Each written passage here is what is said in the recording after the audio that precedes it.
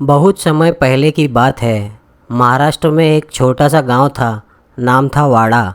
उसी गांव में रमेश और उसका परिवार रहता था। रमेश की दादी, जिनकी उम्र 84 साल की थी, 3 महीने से वह बेचारी बिस्तर से लगी हुई थी। उनकी रीढ़ की हड्डी टूट गई थी, जिसका ऑपरेशन हुआ था। रमेश से उसकी दादी की स्थिति देखी नहीं जाती थी। उन्हें हमेशा दर्द रहता था। उनका दर्द से कराना रमेश से देखा नहीं जाता था। दर्द बर्दाश्त से बाहर था। सारे डॉक्टर जवाब दे चुके थे। रमेश बहुत दुखी रहता था। दादी का दर्द से कराना उसे सहा नहीं जाता था। बहुत परेशान था वह चाह के भी कुछ नहीं कर सकता था अपने दादी के लिए, जिससे वो बहुत दुखी रहता था हमेशा। रमेश का एक दोस्त था राजू। राजू एक गणेश भक्त था। जब रमेश ने राजू से अपनी दादी की समस्या के बारे में बताया तो राजू ने उससे कहा कि वह क्यों ना अपनी समस्या गणपति बप्पा के पास लेकर जाए। सभी के दुख दर्द का निवारण गणपति बप्पा करते हैं। राजू ने रमेश को लालबाग के राजा, जहाँ मन्नत पूरी होती है, वहाँ जाकर दादी के लिए प्रार्थना करने और दुआ मांगने की सलाह दी। अगले ही दिन रमेश लालबाग के राजा जाकर नवसाची रांग यानी मन्नत की कतार में लग गया। कहते हैं इस जगह दिल से जो चीज़ मांगी जाए वो पूरी कर देता है बप्पा। उसे कतार में 12 घंटे लगे। मन्नत की कतार में लगकर उसने गणपति बप्पा के दर्शन किए। जैसे ही वह गणपति बप्पा के सामने आया, मन ही मन उसने हाथ जोड़कर बप्पा से विनती की कि हे गणपति देवता, मेरी दादी माँ दर्द से करा रही हैं, बिस्तर पकड़ी हैं और मुझसे उनका दर्द देखा नहीं जा रहा है। हे गणपति देवता, या तो आप मेरी दादी को पूर्ण तरह से ठीक कर दो, या तो इस दर्द से मुक्ति दे दें। यह दर्द उनके बर्दाश्त के बाहर है गणपति देवता। कोई पुत्र अपनी दादी का दर्द बर्दाश्त नहीं कर सकता है।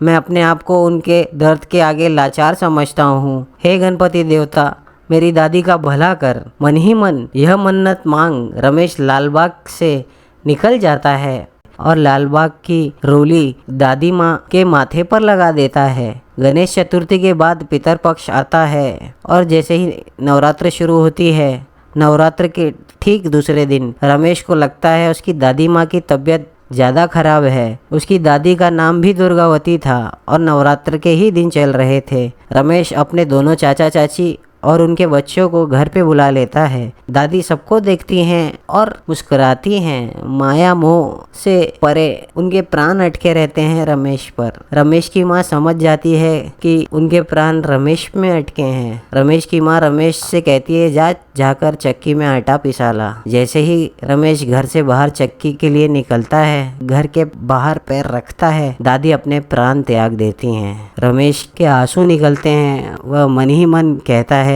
नाम दुर्गावती था और नवरात्र में हमें छोड़कर चली गई दादी। वह गणपति बप्पा और दुर्गा माता से कहता है कि मेरी दादी का ख्याल रखना। तो दोस्तों, यह थी कहानी रमेश की। तो दोस्तों, थोड़ी सी झलक हम आपको लालबाग के राजा 2022 की दिखा रहे हैं।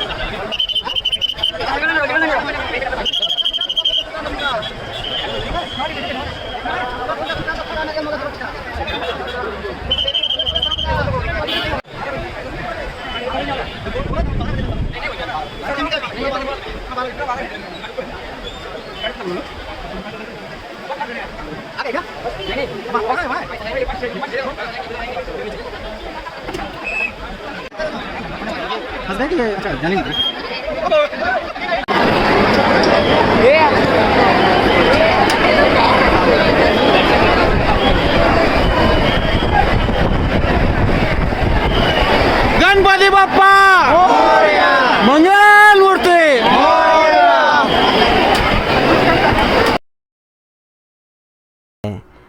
गणपति बप्पा मोरया।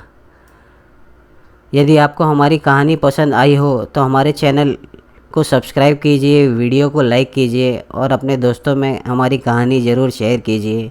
धन्यवाद।